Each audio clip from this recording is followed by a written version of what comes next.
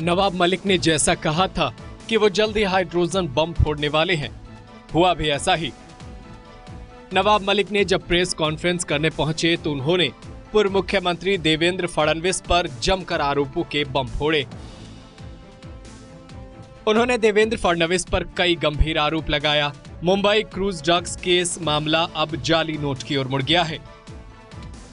आज प्रेस वार्ता आयोजित कर एनसीपी नेता नवाब मलिक ने कहा कि सीएम रहते हुए देवेंद्र फडणवीस महाराष्ट्र में जाली नोटों का कारोबार कर रहे थे। उनके ही संरक्षण में पाकिस्तान और बांग्लादेश तक यह कारोबार हो रहा था। 8 अक्टूबर 2017 तक लगभग 1 साल तक महाराष्ट्र में जाली नोट का एक भी मामला सामने नहीं आया, क्योंकि देवेंद्र जी के प्रोटेक्शन में जाली नोट का खेल इस महाराष्ट्र में चल रहा था। 8 अक्टूबर 2017 को डायरेक्टर इंटेलिजेंस रेवेन्यू ने बीकेसी में एक छापेमारी की, जिसमें 14 करोड़ 56 लाख रुपए के जाली नोट पकड़े गए।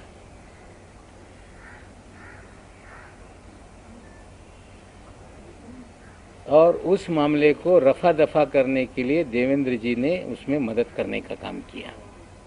साथियों, जाली नोट का nexus ISI Pakistan Dawood via Bangladesh, ये पूरी जाली नोट इस देश में फैलाई जाती है। 8 अक्टूबर के छापेमारी में 14 करोड़ 56 लाख पकड़े गए। मुंबई में एक गिरफ्तारी हुई, पूना में एक जो गिरफ्तारी हुई इमरान आलम शेख, पूना में गिरफ्तारी हुई रियाज शेख, और एक नई मुंबई में भी उसमें गिरफ्तारी हुई थी। लेकिन 14 करोड़ की 56 लाख की जब्ती को 8,80,000 रुपये बताकर मामला दबाया गया।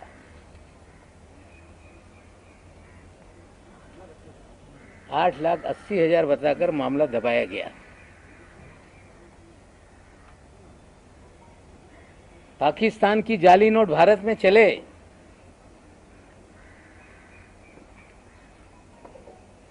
मामला दर्ज हो और उसमें कुछ दिनों में जमानत हो जाती है,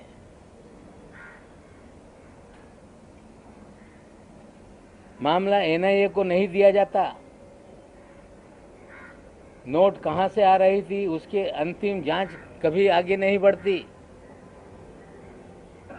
क्योंकि जो लोग ये सब जाली नोट का रैकेट चला रहे थे उन्हें कहीं ना कहीं तत्कालीन सरकार का संरक्षण था। नवाब मलिक ने ये भी आरोप लगाया। उन्होंने कहा कि पाकिस्तान के जाली नोट भारत में चले, मामला दर्ज हो, उसमें कुछ दिनों में जमानत हो जाती है, मामला एनआईए को नहीं दिया जाता है, मामले की अंतिम जांच नहीं बढ़ती है, क्योंकि ये जो जाली नोट का रैकेट चला रहे थे उन्होंने तत्कालीन सरकार से संरक्षण लिया था। फिर कहानी बनाई गई कि वो कांग्रेस का नेता है, लेकिन वो कभी कांग्रेस का नेता रहा ही नहीं। खेल था कि पकड़ा जाए तो कांग्रेस पर बिल फाड़ दो। नवाब मलिक के इन आरोपों पर अब तक देवेंद्र फडणवीस ने कोई जवाब नहीं दिया है। इन तमाम आरोपों के बीच ये तो तय हो गया है कि इस आरोप प्रत्यारोप का दौर अभी और चलने वाला है। इस आरोप प्रत्यारोप से क्या निकलकर सामने आता है, ये देखने वाली बात होगी।